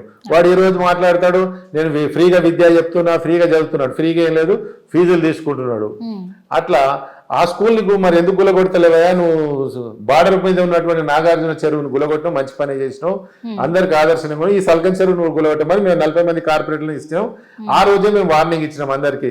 ఈ రోజు పువ్వులు పట్టుకొని వచ్చినాం, రేపు రాళ్ళు పట్టుకొని వస్తాం, సల్కం చెరువు మీద మీరు యాక్షన్ తీసుకోవాల్సింది అంటే సబ్జెక్ట్ తీసుకుపోయి పల్లా రాజేశ్వర రెడ్డికి పెట్టారు. ఆ సబ్జెక్ట్ ని తీసుకుపోయి మల్లారెడ్డికి పెట్టారు. ఈ మల్లారెడ్డివి పల్లా రాజేశ్వర రెడ్డివి ఇక్కడ ఉన్నట్టు అక్బరుద్దీన్ ఓవైసీకి సంబంధించిన ఇన్స్టిట్యూషన్లు పిల్లలు ఇప్పుడు అర్ధాంతరంగా మేము కూలగొడితే రోడ్డు మీద పడతారు, వీళ్ళకి మళ్ళీ ఆల్టర్నేట్ లేదు అని చెప్పేసి దీని మీద మేము ఆలోచిస్తున్నాం అని చెప్పి పక్కదో పట్టించారు. ఈ రోజు ఏం చేసారు అంటే అక్బరుద్దీన్ చూడంగానే వీళ్ళకి కూర్చోబడుతుంది, అడిగే పరిస్థితి బీఆర్ఎస్ వానికి లేదు, అడిగేటోళ్ళం మేమే. మొన్న కూడా మా వాళ్ళు రాకేష్ రెడ్డి గారు మా ఎమ్మెల్యేలతో లేవనెత్తిరు. ఇలా సల్కం చెరువు పరిస్థితి ఏంటంటే దమ్మునోడు కూడా గులగొట్టుర్రి అని చెప్పేసి ఇలా రేవంత్ రెడ్డిని కూడా మొత్తం వాళ్ళు వుడ్ బైట్ కాడికి తీసుకొచ్చారు. మొన్నటిదాకా తీస్తే కేటీఆర్ని అట్లా తీసుకొచ్చారు అనమాట. అక్బరుద్దీన్ పోయే పరిస్థితి వీళ్ళకి లేదు. ఇలా సల్కం చెరువు గులగొట్టినుంటే ఇలా మేము అదే పూల తీసుకొని రేవంత్ రెడ్డి గారికి వీళ్ళందరికీ కూడా చెప్తుంటే, కానీ ఆ సబ్జెక్ట్ తీసుకొచ్చి మళ్ళీ మూసీకి తీసుకొచ్చారు. మూసీ మేము సుందరీకరణ, మూసీకి డిపిఆర్ లేదు, మూసీకి నిధులు లేవు, మూసీకి ఓ ప్లానింగ్ లేదు. ఊరికే వచ్చేసి తీసుకొచ్చి 2 మార్కులు వేస్తుంటే మా ఈటల రాజేందర్ గారు వారం రోజులలో దాన్ని బంద్ చేయించాడు. ఎందుకంటే ఏ ప్లాన్ చేయాలన్నా కూడా ముందు ప్రణాళికతోటి వాళ్ళు ఓ ఇల్లు కట్టాలంటే బునాదులకు వెళ్ళి రావాలి, ఓ ప్లానింగ్ చేసుకొని రావాలి. ఇంత నిధులు అవుతాయి, ఇన్ని పిల్లర్లు పడతాయి, ఇంత స్లాబ్ అవుతాయి, ఇన్ని లైట్లు పెట్టాలి. దానికి ఏది లేదు, ఊతానే తీసుకుపోయి బుల్డోజర్ ఇక్కడి నుంచి అక్కడ తిప్పేసరికి ఈరోజు పల్సన్ అయిపోయారు, ప్రజలలో కూడా జోకర్లు అయిపోయారు. అందుకని మేము ఒకటి చెప్తున్నాం, మూసీ వేరు హైడ్రా వేరు. హైడ్రాని మేము స్వాగతిస్తున్నాం ఈ రోజు వరకు కూడా. ఈ హైడ్రాలో మీరు చెయ్యండి, హైడ్రాని మీరు చెరువులు కాపాడండి, పార్కులు కాపాడండి, గవర్నమెంట్ ల్యాండ్లు కాపాడండి. కానీ మూసీకి వచ్చేసేటప్పటికి ప్రజలకు న్యాయం చేసే విధంగా అక్కడ కట్టుకున్న వాళ్ళు జిహెచ్ఎంసీ పర్మిషన్లు ఉన్నాయి, గతంలో గ్రామ పంచాయతీ పర్మిషన్లు ఉన్నాయి, మున్సిపాలిటీ పర్మిషన్లు ఉన్నాయి.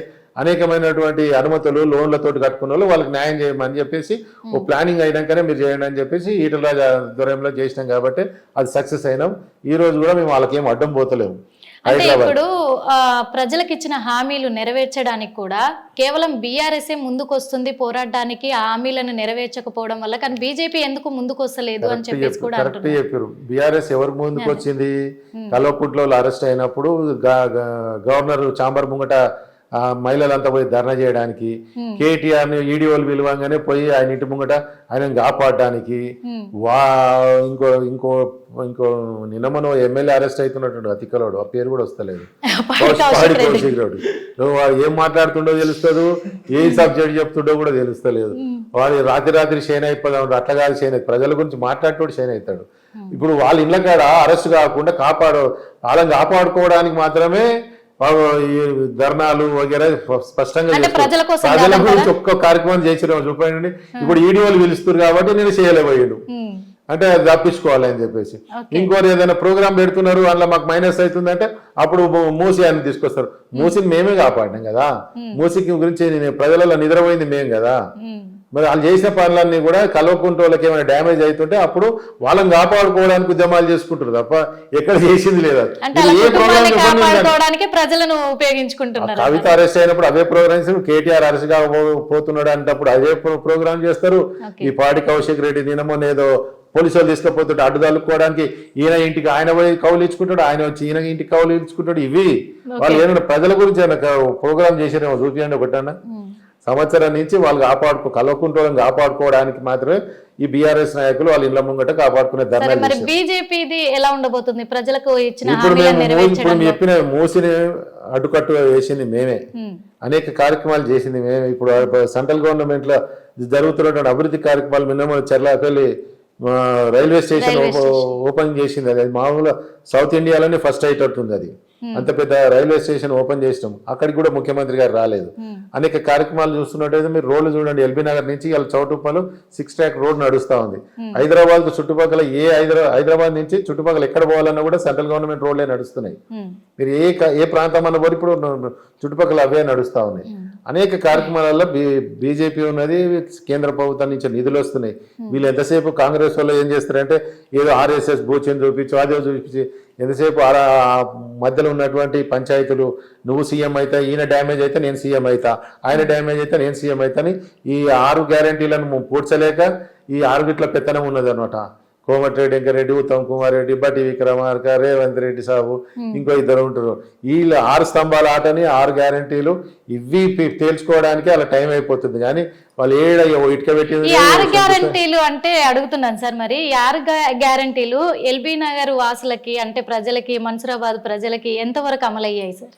ఏముంది, మా ఏరియా నుంచి ఒక బస్సు పోతలేదు, మా మన్సూరాబాద్ ప్రజలు ఒక్కరు మహిళ కూడా ఎక్కుతలేదు. ఏమన్నా ఎక్కితే చౌటుపల్లికి దిశనార్ పోతుంది, అది కూడా ఇంతకుముందు 15 నిమిషాలకు ఒక బస్సు వచ్చేదట, ఇప్పుడు గంటకు ఒక బస్సు వస్తుంది. అంటే ఈ ఎక్కువ బస్సులు వేస్తే మళ్ళీ డీజిల్ కార్స్ ఆల్రెడీ దివాలా తీసి ఆర్టీసీని దివాలా తీపిచ్చారు. ఇంకా ఉచిత బస్సుతో అది ఇంకా ఆగమైతే అడిగింది వాళ్ళు చేసిన ఇవి ఏమి లేవు, ఏమి వస్తలేవు, వాళ్ళు ఇచ్చే పరిస్థితిలో కూడా లేరు. ఇప్పుడు రోజు కాంట్రాక్టర్ మా జిహెచ్ఎంసీ దగ్గర కిరోసిన్ పోసుకుంటామని తగలబట్టుకుంటామని చెప్పి కాంట్రాక్టర్లు బాధపడతా ఉన్నారు. అంటే ఇక్కడ ప్రజలు కూడా చాలా మంది కూడా అంటుంటే విన్నాం సార్. ఎందుకంటే మరి మీరు ఒక ఎమ్మెల్యే స్థాయిలో మీరు నిలబడితేనే ఇక్కడ అన్ని కూడా మాకు ఏర్పాట్లు జరుగుతాయి, అన్ని కూడా సహాయ సహకారాలు పూర్తిగా అమలు అవుతాయి అని చెప్పేసి ప్రజలు కోరుకుంటున్నట్టు తెలుస్తుంది. మరి ఆ ఎమ్మెల్యే గాని ఎంపీ లెవెల్లో గానీ మరి వెళ్ళబోతున్నారా? ఒక్కటి నిర్మల గారు, నేను ఇక్కడ ఈ కాన్స్టిట్యున్సీలో పుట్టి పెరిగినోని, నేను ఇక్కడనే ఈ ప్రాంతం నుంచే రాజకీయాలు చేసినోని, ఈ ప్రాంతాల నుంచే విద్యార్థి దశ నుంచి కానీ నేను క్రికెట్ ఆటలు కానీ అన్ని ఈ ఎల్బీ నగర్లో అన్నీ తెలుసు. ఎల్బీ నగర్లో నేను ఏదో వచ్చి విజిటర్గా వచ్చిపోయేటోని కాదు, ఏదో గంట సేపు 2 గంటల సేపు వచ్చేసి మళ్ళీ నేను పోయి ఆస్మాన్ గళ్ళను బంజారాల్సి ఉండేటోని కాదు.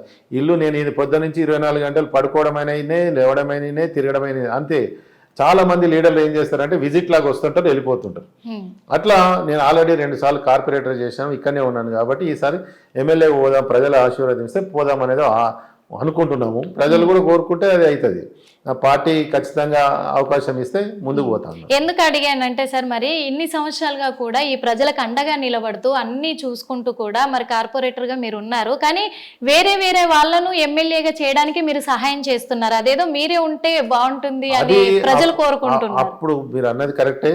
నేను మల్లారెడ్డి ఎంపీ గెలుపులో కానీ, రేవంత్ అన్న గెలుపులో కానీ, ఇప్పుడు ఉన్నటువంటి ఈటల అన్న కానీ, సుధీర్ రెడ్డి 18లో గెలిచినటువంటి అప్పుడు కానీ అనేక సార్లు వాళ్ళకి సహాయ సహకారాలు అందించడం జరిగింది. ఆ పనులు చేసడం జరిగింది. ఈసారి నేనే వద్దామని అనుకుంటున్నాను కాబట్టి ఇంకో సాయం చేసేవలసిన అవసరం నాకేముంటుంది. ఇంకా ఈజీగా గెలిచిపోతారు. నా పార్టీ ఉంటుంది, నేను ఉంటాం కాబట్టి, నేను లోకల్గా ఉంటాను కాబట్టి స్థానికంగా అనే దాంతో ముందుకు వస్తామని చెప్పి అనుకుంటున్నాను. అది ఖచ్చితంగా సార్, ఎందుకంటే ప్రజల్లో కూడా ఆదరణ అలా ఉంది మీ పట్ల కాబట్టి. అది నేను ఈ రోజు ఎన్నికలు ఉన్నాయి, రేపు లేవు, రేపు నిన్న మన అందరు చాలా మంది లీడర్లు వెళ్ళి ట్రాన్స్ఫర్ ఎల్బీనగర్కి వెళ్ళి చాలా మంది పోయి రెస్ట్ తీసుకుంటున్నారు. ఏ ఎన్నికలు లేవు, ఎన్నికలప్పుడు వచ్చేద్దాం తీ అని చెప్పేసి. ఇప్పుడు ఎవ్వరు కూడా పని చేయట్లేదు. అదే నేను ఎన్నికలు ఉన్నా లేకున్నా 24 గంటలలో నేను ఎక్కువ ఈయనే ఉంటున్నాను. పొద్దున 6 గంటలకు ప్రజల మధ్యనే ఉంటుంటాము. ఏ ఫోన్ వచ్చినా కూడా పోలీస్ స్టేషన్, హాస్పిటల్స్, స్కూల్స్, ఏమైనా ప్రైవేట్ పంచాలు, ఫైనాన్స్ పంచాలు, గరీబులకు సంబంధించిన ఏమైనా యాక్సిడెంట్ అయినాయి అంటే 24 గంటలు అందుబాటులో ఉంటాను. దాదాపు మా కార్యకర్తలు 20-25 మంది, అందులో 10 మంది ఫుల్ టైమర్ పనిచేసే వాళ్ళు ఉన్నారు. అవన్నీ ఆర్గనైజేషన్ చేస్తూనే ఉంటాము. అందుకని తొందరగా మేము రీచ్ అయిపోతాం. 10-15 నిమిషాలలో మేము కాలనీలలో పోతుంటాం. ఏ సమస్యనైనా కూడా స్పాట్లో పోతుంటాం మేము అనమాట. అట్లా మాకు అందుబాటులో ఉంటుంది.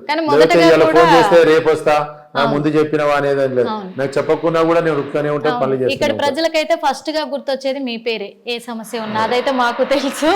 కానీ ఇక్కడ ఒక విషయం సార్, ఇక్కడ కామినేని హాస్పిటల్ నుంచి ఇటు వస్తా ఉంటే దారిలో చాలా వైన్స్, బార్లు ఉన్నాయి. ఆ వీటి వల్ల ప్రజలకు ఇబ్బంది కలుగుతుంది అని చెప్పేసి కూడా అవన్నీ తొలగించే ప్రయత్నం చేస్తాము అన్న సందర్భాలు కూడా ఉన్నాయి.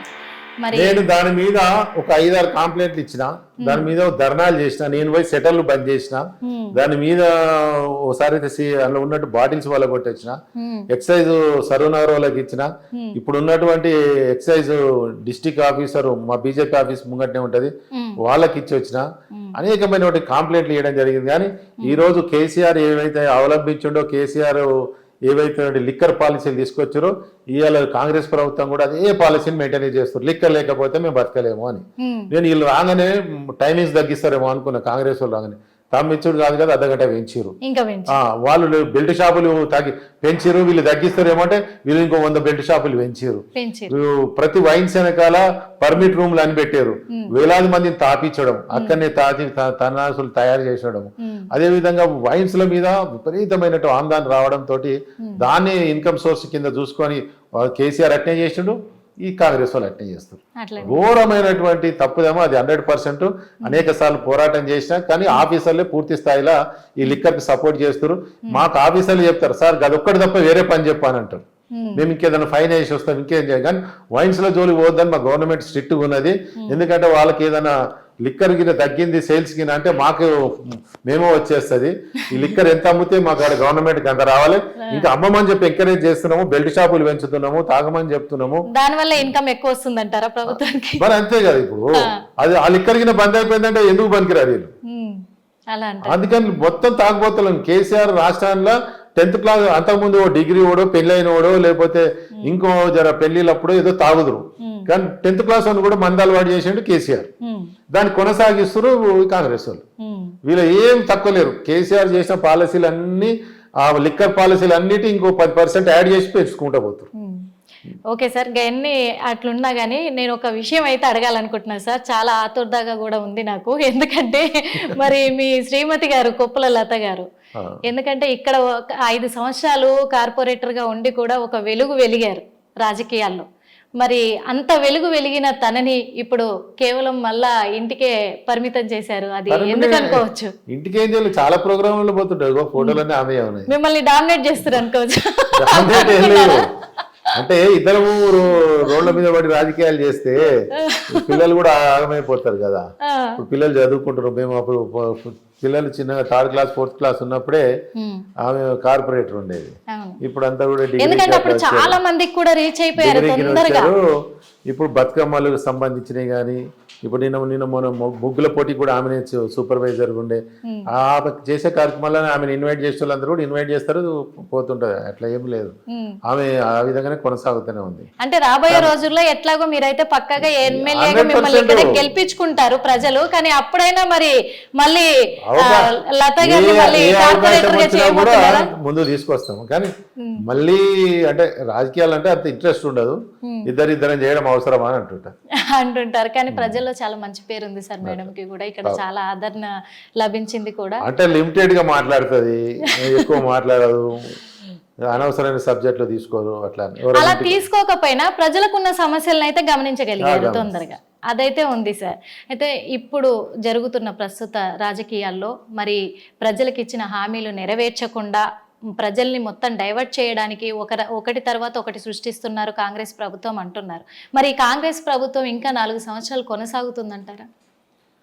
వాళ్ళు నాకైతే డౌటే, ఎందుకంటే 6 గ్యారెంటీలు ఎట్నో 6 సీఎంలు రాడు కాంగ్రెస్ లో అంటారు.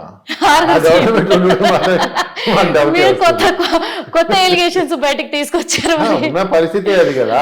ఇప్పటి వరకు 2 అన్నారు, కానీ మీరు 6 అన్నారు. 6 కనిపిస్తలేరు. 6 పొంగులేటి కాడికెళ్ళి మొదలు పెడితే బట్టి వీరకాడ దామోదర రాజనరసింహ దాకా సీఎం లేనాయి.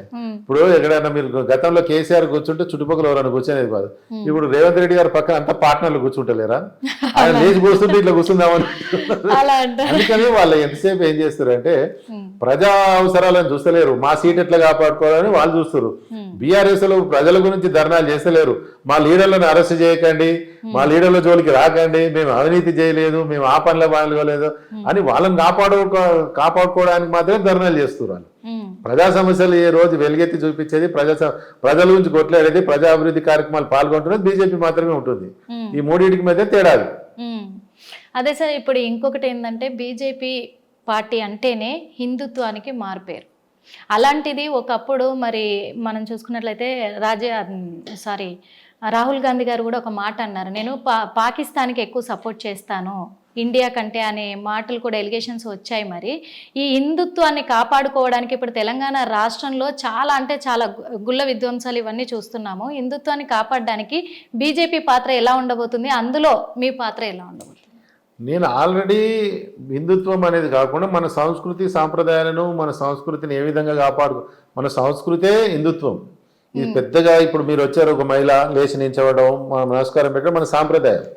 అది హిందుత్వం అంటే ఎట్లయితుంది? అది జరుగుతున్నది కొన్ని వేల సంవత్సరాల నుంచి జరుగుతున్నటువంటి సంస్కృతి సాంప్రదాయాలను కాపాడమని చెప్తున్నది బీజేపీ పార్టీ. అట్లా కాదని చెప్పేసి వాన్ టోపీని తీసుకొచ్చి మన నెత్తి మీద పెడతాము, వాని వ్యవహారాలన్నీ కూడా నువ్వే కాపాడాలి, ఆయనకు సంబంధించిన ఆచారాలను నువ్వే ఆచరించు అని చెప్పేసి మన మీద బలవంతంగా రుద్దుతున్నది కాంగ్రెస్ వాళ్ళు. ఈ రోజు మనం దేశం మొత్తం చూడండి, మన తాతల తండ్రులు చదువులు ఏం చదివారు? అక్బర్ గొప్పోడు, బాబర్ గొప్పోడు, టిప్పు సుల్తాన్ గొప్పోడు, ఔరంగజేబు గొప్పోడు, వీళ్ళంతా ఎవరు?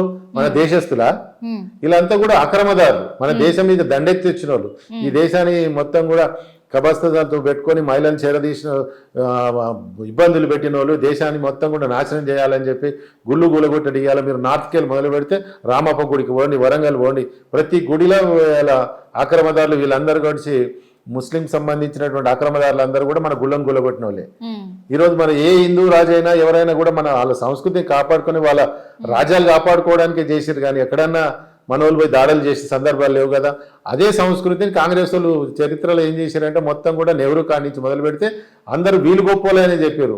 మనకి ఎక్కడ మన ఝాన్సీ లక్ష్మీబాయి గొప్పది, మనం కూడా శివాజీ గొప్పోడు అని చెప్పో, లేకపోతే ఛత్రపతి, ఇంకా చాలా మంది మన రాజులు వాళ్ళు అంత సంస్కృతి ఇవన్నీ గొప్ప అని చెప్పలే.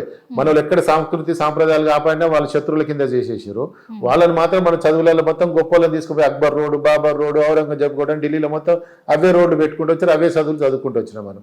ఈ రోజు వాట్సాప్ వచ్చి, ఫేస్బుక్ వచ్చి, ఇలా నరేంద్ర మోడీ గారి వల్ల చరిత్ర ఏంది, చరిత్ర ఏ విధంగా తిరగబడ్డది అని చెప్పేసి. మన చరిత్ర ఏంది? తెలంగాణ చరిత్ర. తెలంగాణ అంతా రజాకార్ల చరిత్ర. మన రజాకార్ల పోతే ఇక్కడ చౌటుప్పల్ గుండ్రాం పేలిపోతే ఒక బాయిల 300 మందిని మనలో చంపిర్రు. ఆ చరిత్ర మనకేమైనా చదువులలో ఇక్కడ ఉందా, మనకేమైనా పాఠం ఉందా? ఉమ్, మనకు అన్ని కూడా ఇవే ఉంటాయి. మరి గోల్కొండ కోటను మొత్తం 7 నవాబులు పాటించు, 7వ నివాజాబు, 6వ సాలార్ జంగు, ఇవి మనకు చదువుకున్నాయి. ఈ చదువుకున్న దాంట్లోనే చరిత్రని వక్రింపజేసిర్రు. ఈ చరిత్ర కాదు మనది, ఈ సంస్కృతి కాదని చెప్పేసి బీజేపీ చెప్తున్నది. ఎక్కడ పోయి వీడు గొప్పడు ఆడు గొప్పడు ఎప్పుడు బీజేపీ చెప్పదు. బీజేపీ ఎప్పుడు చెప్పేది ఏంటంటే ఈ దేశం సంస్కృతే గొప్పది, ఈ దేశంలో పుట్టినోడు మా అందరినీ గౌరవిస్తాడు, ముస్లింని గౌరవిస్తాడు, క్రిస్టియన్ గౌరవిస్తాడు, అందరిని గౌరవిస్తాడు. కానీ వీళ్ళు కాంగ్రెస్ పార్టీ వాళ్ళు ఏం చేస్తారు, హిందువులు దొంగలు, హిందువులు ఉగ్రవాదం అని చెప్పేసి 100 మంది హిందువులు చచ్చినా పర్లేదు కానీ ఒక్క వేరేవానికి కుక్క గరవద్దు అని చెప్పి మాట్లాడేటోళ్ళు వాళ్ళు అయ్యారు. అట్లనే ప్రజలంతా తెలుసుకుంటున్నారు ఏ విధంగా ఇవ్వాలనేది రిజల్ట్స్ ఇస్తూ ఉన్నారు. ప్రజలు ఎవరు కమ్యూనిస్టులు ఎట్లయితే అంతరించిపోయారు, ఏ రోజులో ఏ విధంగా అంతరించిపోతారో వాళ్ళు కూడా కాంగ్రెస్ వాళ్ళు రోజు అంతరించిపోతా ఉన్నారు అనమాట. అయితే ఇక్కడ మరి రిజర్వేషన్ చేంజ్ అవ్వబోతుంది అని తెలుస్తుంది. చేంజ్ అయితే ఎలా ఉండబోతుంది సార్? రిజర్వేషన్ల జనరల్ ఉన్నక్కడ పోతాం, జనరల్ ఎన్నో దగ్గర కాకపోద్దా అని అట్లా అంటే చాలా చోట్ల చాలా మంది కొంతమంది పని చేసిన వాళ్ళకి ఇబ్బంది కలుగుతూ ఉంటది. అది కాలం నిర్ణయిస్తూ ఉంటది, అది కాలం నిర్ణయిస్తుంది. ఇంకా చివరిగా ఒకటి అడుగుదాం అనుకుంటున్నాను సార్. మరి ఇక్కడ మన్సూరాబాద్కి సంబంధించి, ఎల్బీ నగర్కి సంబంధించి మరి కొప్పుల నరసింహారెడ్డి గారి సేవలు అంటే అభివృద్ధి కార్యక్రమాలు ఇంకా ఎలా ఉండబోతున్నాయి, ఎలాంటివి ఇంకా చేయబోతున్నారు? నేను పెద్ద చెరువును ఒక టార్గెట్ చేసుకొని అభివృద్ధి చేయడం జరిగింది. బేసిక్ కమ్యూనిటీస్ అయితే అండర్ గ్రౌండ్ డ్రైనేజ్, ఎలక్ట్రిసిటీ, రోడ్లు, ఈ వీరన్నగుట్ట కూడా నేనే వెలుగులోకి తీసుకురావడం జరిగింది. గతంలో వీరన్నగుట్ట అంటే చుట్టుపక్కల ప్రాంతాల్లో కూడా తెలిసేది కాదు. ఆ వీరన్నగుట్టలో శివరాత్రికి సంబంధించి ఏర్పాటు చేయడం, అక్కడ ఆ దేవుని వెలుగులోకి తీసుకురావడం, ఆ కార్యక్రమాలు చేయడం జరుగుతుంది. అట్లా బేసిక్ కమ్యూనిటీస్ నిత్యం సమస్యలు మనము జీవితాంతం మన ఇల్లు ఏ విధంగా మెయింటైన్ చేయాలో కాలనీలు కూడా అట్నే మెయింటైన్ చేసుకోవాలి. బేసిక్ సమస్యలు అయితే అండర్ గ్రౌండ్ డ్రైనేజ్, కరెంటు, ఓ బయటికి వెళ్తే మహిళలకు రాత్రిపూట వాకింగ్ చేసుకోవడానికి పార్కులు, ఓ లైట్ వేసుకుంటే ఎక్కడ గుంతలు లేని రోడ్లు, పార్కులు స్వచ్ఛందంగా ఉండడం, కబ్జాలు కాకుండా ఉండడము, ఈ బేసిక్ కమ్యూనిటీస్ చేయడం జరుగుతుంది. ముఖ్యంగా నాకు పెద్ద ఎసెట్ ఏంటంటే పెద్ద చెరువు. ఈరోజు పెద్ద చెరువులో 1000 మంది వరకు వాకింగ్ చేసుకుంటా ఉన్నారు, చిన్నపిల్లలు ఆడుకుంటా ఉన్నారు. ఎక్కడ కూడా 100 గజాలలో పిల్లలు ఊరికిపోయి వ్యాయామం చేసుకునేట్టు, చిన్నపిల్లలు కింద పడాలి, మీద పడాలి, మోకాళ్ళకు దెబ్బలు తాకాలి, మోకాళ్ళకు దెబ్బలు, అనేకమైనటువంటి కార్యక్రమాలు చిన్నపిల్లలు చేసుకోవాలి. కానీ ఈరోజు పిల్లలకు ఆ స్థాయి లేక ఇళ్లలోనే ఉండడము చేయడము, వాళ్ళు 5 నిమిషాలు కూర్చుంటే సెల్ ఫోన్లలో ఆడుకోవడాలు జరుగుతూ ఉన్నాయి. కానీ అట్లా ఉండొద్దు అని చెప్పి ఈరోజు మీరు ఎప్పుడైనా ఇదే వీడియోలు తీసుకుపోయి 6 గంటలకు పెట్టండి. పెద్ద చెరువులో 400-500 మంది పిల్లలు సైకిళ్ళు దొక్కుకుంటా ఉన్నారు, ఫుట్బాల్స్ ఆడుకుంటా ఉన్నారు. వాళ్ళకి ఇష్టమైన చిన్నపిల్లలు ఎన్ని కార్యక్రమాలు చేసుకుంటూ అన్ని కార్యక్రమాలు చేసుకుంటా ఉన్నారు. అట్లా చేయాలి. బతుకమ్మ పండుగ వచ్చిందంటే బతుకమ్మల్ని అందులో వేయడానికి వెళ్ళాలంటే చిన్న దారి కనిపించలేదు. ఈ రోజు రాత్రి 2 గంటలకు కూడా మహిళలు పోయి ఇక్కడ ప్రశాంతంగా గాలి పీల్చుకొని రావచ్చు అనేటట్టు లైటింగ్ పెట్టినా అన్ని చేసిన. అట్లా అనేక కార్యక్రమాలలో కాలనీలలో కొన్ని అభివృద్ధి కార్యక్రమాలు చేస్తా ఉన్నాం, అది ముందుకు పోతా ఉన్నాయి. ఈసారి 6 నెలల్లో 100% తీసుకురావడానికి ప్రయత్నం చేస్తా ఉన్నాను అనమాట. కానీ చివరిగా అడుగుతాను సార్, ఓపెన్గా చెప్పండి సార్, ఒక ఉన్నతమైన పదవిలో ఉంచుతాను, పదవి ఆఫర్ చేస్తాను, మీరు కాంగ్రెస్లోకి రండి అని రేవంత్ రెడ్డి గారు ఆహ్వానిస్తే మీరు వెళ్ళబోతున్నారా లేదా? ఎందుకంటే ప్రజలకు కూడా ఒక అనుమానాలు ఉన్నాయి. ఎందుకంటే చాలా మంది చాలా మంది అంటారు, ఎందుకంటే ఆయన తోటి నేను అంత కలిసి తిరిగిన కాబట్టి. అందుకే అవకాశాలు ఒక్కొక్క రోజు పొద్దు నుంచి రాత్రి దాకా ఆయన ఎంబడి పోలీస్ స్టేషన్లో కూర్చుంటుంటే ఆయన దగ్గరకు పోవద్దు అని చెప్పి నన్ను అరెస్ట్ చేస్తుండే. అట్లా అని చెప్పేసి నేను పోయే పరిస్థితులు పోయేది ఉంటే మొన్న ఆయన పిలిచినప్పుడే ఎంపీ ఎలక్షన్లో పోతుంటే, ఎమ్మెల్యే ఎలక్షన్లో ఎప్పుడు పోతుంటే. కానీ నేను ఎప్పటిదాకా చెప్పాను నాకు సిద్ధాంతం ఉంది, నేను సిస్టంలో పోతున్నా కాబట్టి ఆయన ఏదైతే గోల్ అట్లా రీచ్ అయ్యిండో నా గోల్ కూడా నేను రీచ్ కావాలనే దాంట్లో నా దారిలో నేను పోదామనే ఉన్నాను. కానీ ఏదైనా సమస్య మీద పోరాడాలి అంటే భయం లేకుండా అలా వెళ్ళిపోతూ ఉంటారు, ఎంతకైనా తెగిస్తారు. మీకంటూ ఒక థ్రెడ్ ఏర్పడుతుందనే భయం ఏం లేదు. చాలా కేసులు ఉన్నాయి. ఇప్పుడు నేను రోజు వారానికి ఇప్పుడు నిన్న కూడా నా పెళ్లి కోర్టుకు పోయొచ్చిన. అందుకే అంటే 9-10 కేసులు ఉన్నాయి, బుక్ చేస్తూనే ఉంటారు. గతంలో చాలా కేసులు బుక్ చేశారు. నేను ఖాళీ ఒక స్టేట్మెంట్ ఇస్తే నా మీద కేసు పెట్టారు, జైలు పోవడానికి పంపించడానికి ప్రయత్నం చేశారు బీఆర్ఎస్ చాలా మంది. అట్లా అనేక కేసులు ఉన్నాయి. కేసులకు భయపడితే ఈడి దాకా వచ్చేటోని కాదు. అలాగే తెలుసు ఏ మొండోడు ఏదైనా పోతాడు అని చెప్పేసి అదే కొంతమంది ప్లాన్ చేస్తూ ఉంటారు. అలా మొండిగా ఉన్నారు కాబట్టి అన్ని పార్టీలకు అవసరం అని, అందుకే మా పార్టీలకు రాని పిలుస్తున్నారేమో. పిలుస్తారు వాళ్ళకు, ఎందుకంటే అంటే పార్టీ మంచిది అయ్యింది, సిద్ధాంతం మంచిగా ఉన్నప్పుడు ఎవరన్నా ఆలోచిస్తాం. కానీ ఇట్లా నా ఇంటికి సేవ చేయాలి, నాకు సేవ చేయాలి, నా కుటుంబానికి సేవ చేయాలి, రాష్ట్రంలో ఎవరు లేరా, మేధావులు లేరా? కల్వకుంట్ల కవిత, కేటీఆర్, హరీష్ రావు, హిమాంశురావు, చంద్రశేఖర్ వీలే ఉంటారా హిమాంశు రావు ఆల్రెడీ తయారు చేసిరు కదా. ఇప్పుడు 4వ తరాన్ని కూడా వచ్చేసింది, 3వ తరం అయిపోయింది, 4వ తరం కూడా లీడర్షిప్ని తెలంగాణ ఇప్పుడు మనకు 7వ నిజాము, 5వ నిజాము, 6వ నిజాము ఎట్లా తీసుకున్నాము గోల్కొండ కోటకు పాలించినట్టు. ఇప్పుడు కల్వకుంట్ల కూడా బీఆర్ఎస్ పార్టీని అట్టనే కేసీఆర్ అయిపోయాడు, కేటీఆర్ అయిపోతాడు, హిమాంశు రావు వస్తాడు. హిమాంశు రావు మధ్యన ఇప్పుడు హరీష్ రావు నడుస్తుంది, కవిత అక్కడ నడుస్తుంది. వాళ్ళ క్లారిటీగా చెప్పేసారు. 7వ నిజాము నాకు ఇప్పుడు మనకు 3వ నిజాము వచ్చిండు, మళ్ళీ 4వ నిజాము, 5వ నిజాము, ఇంకో కేటీఆర్ పెళ్లి అయితే మళ్ళీ ఆయన పిల్లలు 5వ నిజాము వస్తారు. కానీ ఏది ఏమైనప్పటికీ కూడా సార్, మరి మన్సూరాబాద్ ప్రజలకి, ఎల్బీ నగర్ ప్రజలకు కూడా ఎప్పటికీ మీరు ఒక డైనమిక్ లీడర్గా, మీరు డేర్ అండ్ డాష్ పర్సన్గా కూడా వాళ్ళకి అవసరం కాబట్టి ఇలాగే ఉన్నతమైన స్థాయిలో కూడా ఒక ఎమ్మెల్సీ ఎంపీ పదవిలో ఉండి వాళ్ళకి సేవలు అందించాలని మా హిట్ టీవీ ద్వారా మనస్ఫూర్తిగా కోరుకుంటున్నాము. మాకు కూడా అదే ఆశ అని కూడా చెప్పొచ్చు. ఎందుకంటే గతంలో మేము ఇక్కడ ఉన్న వాళ్ళమే కాబట్టి, మీ గురించి విన్న వాళ్ళం కాబట్టి, చూసిన వాళ్ళం కాబట్టి, నిజంగా మీరు ఇక్కడ ఉంటే ఇక్కడ అభివృద్ధి అనేది 100కి 1000% ఇక్కడ జరుగుతుంది అని మనస్ఫూర్తిగా నమ్ముతున్నాము. మీరు ఎప్పటికైనా ఇలాగే ప్రజల సేవలో ఉండాలి అని కోరుకుంటున్నాం సార్. మీకు కూడా ప్రత్యేకంగా ధన్యవాదాలు, ప్రత్యేకంగా నన్ను ఇంటర్వ్యూ చేసినందుకు. అదేవిధంగా హిట్ టీవీ వాళ్ళు అనేక సామాజిక కార్యక్రమాలు, ఫ్యామిలీలకు సంబంధించి కుటుంబ వ్యవహారాలలో అనేక కార్యక్రమాలు మంచిగా ఉండి, మంచి సమస్యలు వాళ్ళకు ఫ్యామిలీలో కోర్టుకు పోతేనో లేకపోతే లాయర్ల దగ్గరకు పోతేనో తేలని విషయాలు కూడా మీ టీవీలో చర్చా వేదికలు పెట్టి మంచి కార్యక్రమాలు చేస్తూ ప్రజలకు సేవలు అందిస్తున్నందుకు ప్రత్యేకంగా హిట్ టీవీ వారికి, నిర్మల గారికి ప్రత్యేకంగా ధన్యవాదాలు. Thank you so much. Hit TV app, ఇందులో short news, live news, entertainment shows, movies, digital magazines తో పాటు మీ జిల్లా వార్తలను కూడా ఫ్రీగా చూడొచ్చు. అంతేకాదు కేజీ నుంచి పీజీ వరకు విద్యార్థులకు స్కాలర్షిప్ కూడా అందిస్తున్నాం. ప్రతి వారం 10 మందికి లక్కీ డ్రా ద్వారా ఒక్కొక్కరికి 10,000 రూపాయలు అందిస్తున్నాం. ఇంకెందుకు ఆలస్యం, వెంటనే హిట్ టీవీ యాప్ ని డౌన్లోడ్ చేసుకుని ఫ్రీగా ఎంటర్టైన్మెంట్ పొందండి. Hit TV app. Hit TV app. Please download hit TV app. Hit TV యాప్ని ఫ్రీగా డౌన్లోడ్ చేసుకొని ఎంజాయ్ చేయండి. మీకు నచ్చిన ఎంటర్టైన్మెంట్ కోసం హిట్ టీవీ యాప్ ని ఫ్రీగా డౌన్లోడ్ చేసుకుని ఎంజాయ్ చేయండి. హిట్ టీవీ యాప్ ని డౌన్లోడ్ చేసుకుని ఆస్వాదించండి, ఆశీర్వదించండి. ఇంతమంది సెలబ్రిటీలు హిట్ టీవీ యాప్ ని డౌన్లోడ్ చేసుకోండి అని చెప్తున్నారంటే ఎంత మంచి యాప్ ఆలోచించండి. అమెరికా అమెరికా అమెరికా అమెరికాలో చదవాలనుకునే వాళ్ళకి విశ్వసనీయమైన పేరు మన శౌర్య కన్సల్టెన్సీ. UK లో 1 year masters. UK లో 1 year masters. 2 years work permit up to 5 years visa. Contact Saurya Consultancy. Contact 89851 89851.